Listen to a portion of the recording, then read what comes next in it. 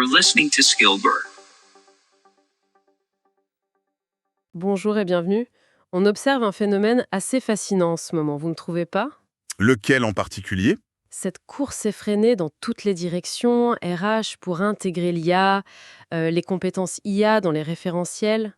Ah oui, c'est la priorité numéro 1 absolue, sur toute l'élève. Mais plus j'y pense, plus je me pose une question. Et si on se trompait complètement de problème? C'est-à-dire? Et si cette urgence à ajouter l'IA, comme on dit, n'était en fait que le symptôme de quelque chose de bien plus profond? D'une fissure dans les fondations même de notre gestion des compétences. C'est une question essentielle, parce que cette demande « aidez-nous à lister les compétences IA », on l'entend absolument partout. C'est ça. Et elle part d'une bonne intention, mais elle révèle une approche qui a toujours eu ses limites. Et l'IA, aujourd'hui, pousse cette approche à son point de rupture. C'est une bonne image. C'est une bonne image. C'est un peu comme si on essayait de faire rouler une Formule 1 sur une vieille route de campagne, vous voyez? Pleine de nids de poules. Le problème, ce n'est pas la voiture, c'est la route. J'aime beaucoup cette métaphore. Donc l'idée ici, ce n'est pas de faire un guide pratique sur les compétences IA. Non, pas du tout. C'est plutôt une enquête sur ce que cette pression révèle de nos systèmes. Une sorte de test de résistance grandeur nature. Exactement. Et pour cette enquête, je propose qu'on parte du cas le plus emblématique, celui que tout le monde veut mettre dans son catalogue, le fameux prompt engineering. Ah, le voilà. On va le déconstruire, voir ce qu'il cache vraiment. Et je pense que ça nous mènera à une conclusion assez radicale sur la manière dont on devrait penser toutes les compétences. Parfait, allons-y.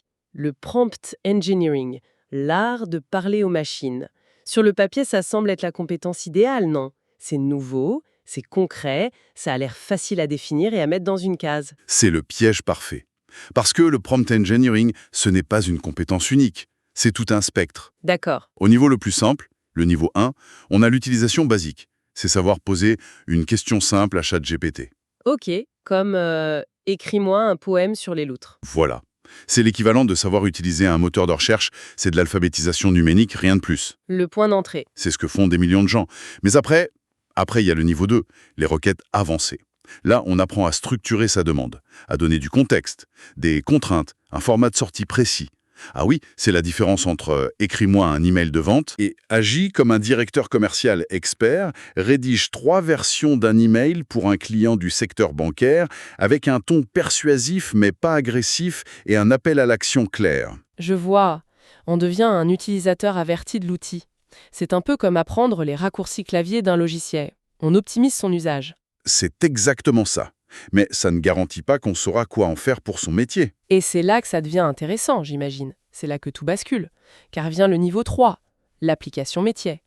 Ici, il ne s'agit plus seulement de bien formuler une requête. Il s'agit d'utiliser l'IA pour résoudre un vrai problème complexe. Donnez-nous un exemple. Prenons un analyste marketing qui veut segmenter sa clientèle. Il ne va pas juste demander « segmente ma clientèle ». Non. Il va devoir enchaîner une série de requêtes logiques. Comme par exemple, Analyse ce jeu de données, identifie les 5 variables les plus discriminantes, propose des clusters basés sur ces variables, puis pour chaque cluster, crée un persona détaillé, et enfin, suggère un angle marketing pour chacun. attendez une seconde. Pour faire ça, il ne suffit plus d'être bon en prompt. Non, Il faut d'abord être un excellent analyste marketing, il faut savoir ce qu'est la segmentation, quelles variables sont pertinentes. Ce sont des compétences qui n'ont rien à voir avec l'IA. on y est. Le prompt n'est que le dernier maillon de la chaîne. La vraie compétence en amont, c'est la pensée analytique, qui permet de décomposer le problème. D'accord. Et il y a encore un niveau après ça. Oui, le niveau 4, l'optimisation de système. Là, on conçoit des chaînes de prompts automatisées pour créer de vrais workflows. C'est presque du design de processus. Ah, mais oui, je vois le problème maintenant. Notre façon de lister les compétences Prompt Engineering niveau 1, 2, 3 est donc... Complètement inadapté. Presque mensongère. C'est comme si on décrivait un escalier en disant juste « il y a 3 marches », sans jamais expliquer qu'il faut lever le pied, mobiliser ses muscles pour monter. On rate le mouvement. C'est exactement ça. Les référentiels traditionnels sont plats. Ils listent des savoir-faire, mais ils ne montrent jamais les dépendances, les prérequis. Le passage du niveau 2 au niveau 3, ce n'est pas une progression linéaire. C'est un saut qualitatif qui repose sur des compétences qui sont invisibles dans le système. Justement, Ces compétences invisibles, parlons-en. Vous avez mentionné la pensée analytique. Quelles sont les autres? Parce que je parie qu'on ne les voit jamais listées comme prérequis au prompt engineering dans un catalogue de formation RH. Jamais. Pour atteindre ce fameux niveau 3, il faut au moins 3 compétences fondamentales. La première, on l'a dit, la pensée analytique, savoir décomposer un problème complexe. Mhm. La deuxième, c'est la modélisation de processus, savoir structurer une séquence logique d'actions. Et la troisième, la plus importante, c'est la connaissance du domaine métier, l'expertise métier. Absolument. Sans une expertise profonde de son propre métier, même le meilleur prompt engineer du monde ne produira que des résultats génériques, sans aucune valeur. Ce qui mène à une conséquence très concrète, on risque de dépenser des fortunes en formation pour rien. Exactement. On forme les gens à l'outil, au comment, sans jamais vérifier s'ils maîtrisent la logique en amont, le quoi et le pourquoi. J'ai vu ça récemment. Une entreprise a formé toute sa force de vente aux requêtes IA avancées. Résultat, 6 mois plus tard, de l'homme. Taux d'utilisation proche de zéro. Un échec total, pourquoi? Parce que personne n'avait fait le lien avec la compétence fondamentale du commercial. Savoir poser les bonnes questions pour comprendre le besoin du client. Si on ne maîtrise pas ça, l'IA ne peut rien inventer. On a donné un scalpel à des gens qui n'avaient pas fait médecine. Cette idée de prérequis invisible est fascinante. Et ça me fait penser que le problème n'est pas seulement d'apprendre une nouvelle compétence. L'IA transforme aussi les métiers qui existent déjà. On ne peut pas juste ajouter l'IA à un rôle. C'est l'autre grande erreur conceptuelle, l'approche additif. Penser que analyste de données avec IA est égal à analyste de données plus compétence IA. C'est faux. Pourquoi? Parce que l'IA ne s'ajoute pas, elle recompose le métier. Comment ça, elle recompose? Prenons un exemple. Un juriste d'entreprise. Parfait exemple. Hier, le juriste passait peut-être 60% de son temps à faire de la recherche de jurisprudence, à rédiger des clauses standards. D'accord. Demain, l'IA fait ça en quelques minutes. Le cœur de son métier va donc se déplacer. Il passera beaucoup moins de temps à produire du texte juridique. Et beaucoup plus de temps à évaluer ce que l'IA a produit. Précisément. À identifier les risques subtils, à négocier les points complexes, à conseiller stratégiquement la direction. Donc, les compétences qui deviennent centrales, ce sont le jugement critique, la pensée stratégique, la négociation. Des compétences profondément humaines. Exactement. La valeur ne réside plus dans la capacité à trouver l'information, mais dans la capacité à la questionner.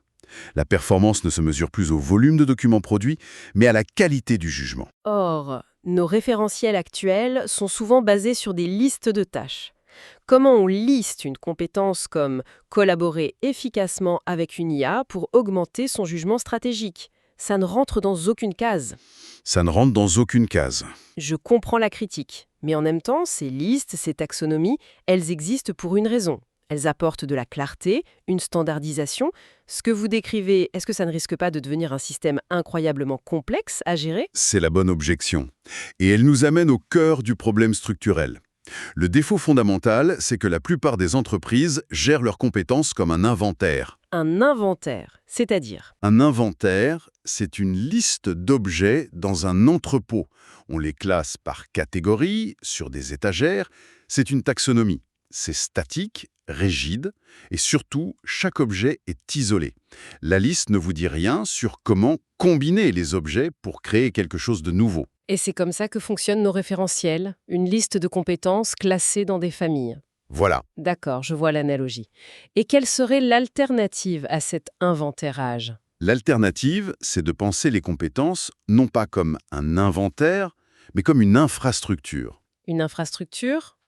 Pensez à un réseau électrique, un réseau routier ou mieux, un réseau de neurones. Ce qui compte, ce ne sont pas seulement les points, les villes, les neurones, les compétences, mais les connexions entre eux. Exactement, les connexions. Et techniquement, ça ressemble à quoi, une infrastructure de compétences? Ça se modélise sous la forme d'un graphe de compétences, un skills graph. Dans ce modèle, chaque compétence est un nœud et les relations entre elles sont des liens. Un lien peut vouloir dire « est un prérequis pour » ou « est adjacent à » ou « est souvent utilisé avec ». Donc ce n'est plus statique? Non, c'est vivant. Ça peut cartographier les dépendances, suggérer des parcours d'apprentissage logique, montrer comment la maîtrise d'une compétence facilite l'acquisition d'une autre. Ça a l'air puissant, mais ça me semble toujours très complexe à construire et à maintenir à jour. Comment on fait pour cartographier les compétences de dizaines de milliers de personnes en temps réel? C'est là que la technologie boucle la boucle. On utilise l'IA pour gérer cette complexité. Des systèmes modernes peuvent analyser les données du travail réel, les projets, les documents produits, les contributions sur les plateformes collaboratives. Pour en déduire les compétences. Pour les inférer, on ne dépend plus de l'autodéclaration qui est toujours obsolète. On crée un passeport de compétences dynamique, une carte vivante du savoir-faire de l'organisation. Donc si je résume, on est parti d'une question simple. Comment ajouter l'IA à notre référentiel ? Et on arrive à la conclusion que c'est la mauvaise question. C'est ça. Cette question agit comme un colorant qu'on injecte dans le système et qui révèle toutes ses failles. Des listes trop plates qui ignorent la profondeur, l'absence de lien entre les compétences et une vision statique des métiers. C'est la conclusion. L'IA n'est pas une crise à gérer. C'est une opportunité unique de payer notre dette architecturale en matière de gestion des talents. C'est l'occasion de passer d'un système de classification hérité du XXe siècle à une véritable infrastructure de compétences. Ça me rappelle une phrase que j'ai lue qui disait « Les organisations qui s'en sortiront ne sont pas celles qui ajoutent l'IA, mais celles qui ont repensé leur infrastructure de compétences pour qu'elle soit évolutive par design. » Le mot-clé, c'est « infrastructure ». Absolument. Et pour conclure, j'aimerais laisser une pensée à ceux qui nous écoutent. Si l'on accepte que l'IA n'est que le premier stress test majeur qui révèle les failles de votre modèle, Oui. La vraie question devient quelle sera la prochaine vague technologique, économique, sociale qui le fera céder ? La question n'est pas de savoir si elle arrivera, mais si l'infrastructure que vous construisez aujourd'hui sera assez résiliente pour y faire face, sans avoir à tout reconstruire une nouvelle fois depuis le début. Merci d'avoir écouté. Si vous voulez aller plus loin sur la transformation des compétences et du travail, tout est sur skillberg.app. N'hésitez pas à partager ou à découvrir nos autres analyses. À très vite.